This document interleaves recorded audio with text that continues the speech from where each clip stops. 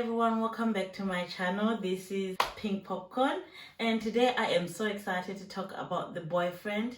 It is a 10 episode series on Netflix and The Boyfriend has gone viral. It's got everybody and their grandma talking about it. So in this video I'm gonna be sharing my thoughts on each of the guys. I'm gonna break down all the couples and what I think about them, the show's highs and lows, and give you the prediction of what I think is gonna happen in the finale, which is gonna be next Tuesday. So we are only 2 episodes left, so we've got 8 episodes already aired and 2 episodes are left, and I am just so excited. Let's dive into the characters for now. Kazuto. I saw this funny TikTok about how Kazuto is usually just being the one that goes to most of the shifts. And I work like a dog day and night, living off of coffee from a pot none of you want to touch. I don't want to go to work. I don't want to work tomorrow. I don't want to go to work. I don't want to work tomorrow. Let's start with Kazuto. He is the most popular guy on The Boy. He's got like 5 guys chasing after him. And you can see that he gets overwhelmed, especially like the last 2 episodes where it was person after person just coming to confess to him, and just like, and everybody is not like everybody's just like, I love you, I love you, I love you. Like, it is overwhelming for one person, and I think he handled it very well. You can clearly see that Kazuto is just a very humble person who is just trying to live their lives. And you can just see how like he receives this confession. Like, he doesn't make fun of the people that are confessing to him. He like takes it very seriously, and you can see that he's very thoughtful after each confession. He is really such a great guy. He's got great personality. You know, you can't blame the guys for wanting him. You know, everybody is just trying to get a little bit of Kazuto, and I don't blame them. Especially when he smiles, it's to die for. He looks great, and his character is also very good looking, and you can see the episodes that is not on the show, it shows that something is missing. There was a show I was like looking for him. I was like, where's Kazuto? I haven't seen Kazuto in the last few scenes. And you can see it when he's not on the show. You can feel his absence. His aura is just bright. He's lovely. He's lively. And for some reason, he's still very mysterious, even though he's an extrovert and he's a ray of sunshine. There is still a little bit of mystery about Kazuto that makes everybody still want to find out more. Like, who do you really like Kazuto? I feel like the casting directors should have casted more characters similar to Kazuto, because then if you got 5 people going for that one person, I just feel like it's a bit unfair. So I feel like they should have, since Kazuto characteristic and profile is very popular, I feel like they should have casted more Kazuto like people, so that the show is not just about Kazuto. So that is something that I feel like the show can improve on in terms of the 2nd season, like making sure that they cast more people that everybody will like, because then the show is not just about one person. Alan is just a ray of sunshine. At the beginning, I wasn't really feeling his character, because he is just so bright compared to everybody else. He's just so out there compared to everybody else. But when you start to sit down and listen to Alan, you just can't help to want to know about him and his situation. And you can see, like, he revealed he's got a very hard, terrible past, and you can see that it has made him who he is today. And he is such a great guy. He came off very strong, especially in terms of sexual advances to Kazuto, which is totally not played in his favor, which might have scared Kazuto away. However, Kazuto still wanted to do that last sleepover with him, And you can see that Alan had to calm down a little bit and like give Kazuto his space. He's so easy and positive to talk to. You can see that the other people, the other boys in the show are able to talk to and approach Alan about their ideas or their problems. And especially when he was told that, when Kazuto told him that I only see you as a friend, he took it very well. I was very surprised. I thought that he was gonna be a little bit of a diva, but he took it very well. He was like, oh, you see me just as a friend, okay, that's fine.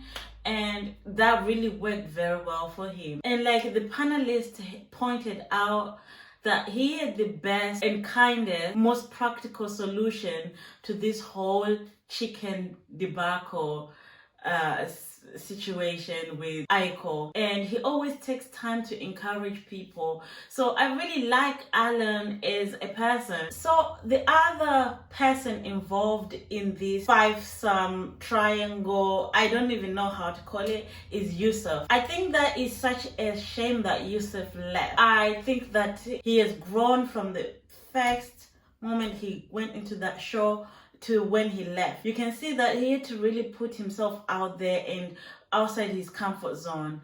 And you know, because he's someone that is just so like hot, sexy, you know, you would think that he has all this confidence in the world, that when he sees the person he likes, he would just go for it. And it's not that at all. He was just the most surprising person for me. The more you get to know him, the deeper he was. However, I do find the whole chicken breast thing very funny. I just think that this could all be solved if he had just brought his protein shake. Like, I don't think the producers would have said no to that.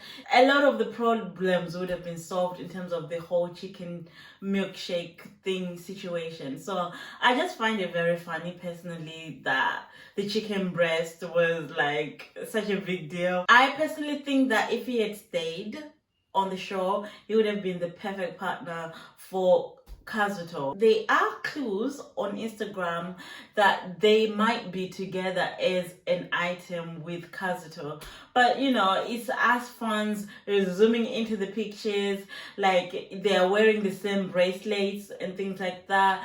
You know, we don't know, but I think these two make the perfect couple in my eye. No shade to Alan, but I just don't see little old Kazuto being able to handle Alan. I just don't see it happening. I can see that, like, especially when Yousef confessed his feelings, it was a bit too late because he had to leave quickly. And you can see that after a few scenes after that, the Kazuto looked so lost, like, oh my god, he's already left. You can see how Kazuto changed after Yousef left. If something happened to his feelings, you can see that even Ryota said to Kazuto that your smile doesn't look as bright anymore.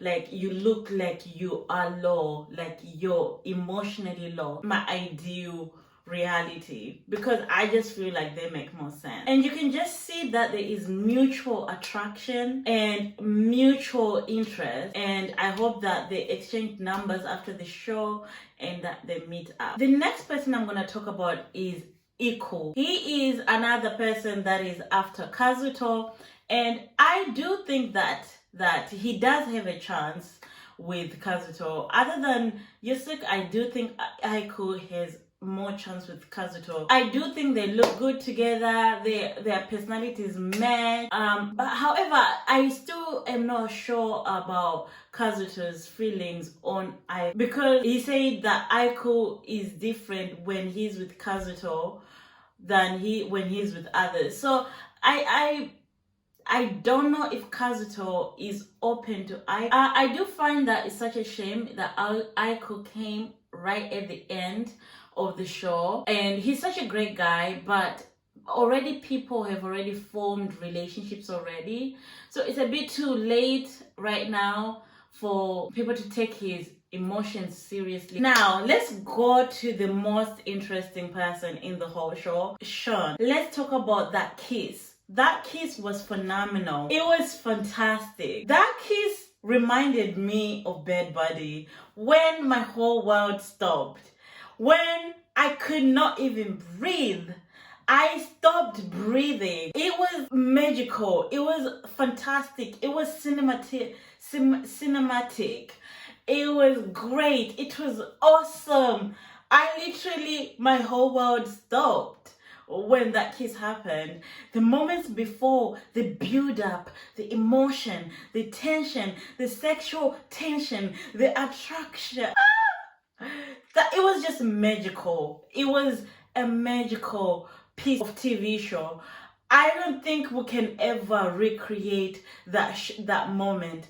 It will always go down. I have not seen such a moment even in Love Island or in His Men. I have not seen such a build up of a moment. It looked as if TV magic. It was TV magic, and it was so special because it was Sean who initiated, and we were teased about this kiss in the trailer, so I was really looking forward to it, and it did not disappoint. I adore how Sean last episode really came out of his shell when he took it upon himself to apologize. That was the first time we've seen Sean apologizing, and this time to just see him saying, "Oh snap, I messed up, let me go and apologize." That was such like a character development moment, and it took courage to do that. I think that seeing Dai talking to Aiko really motivated Sean. He had to tell himself, like,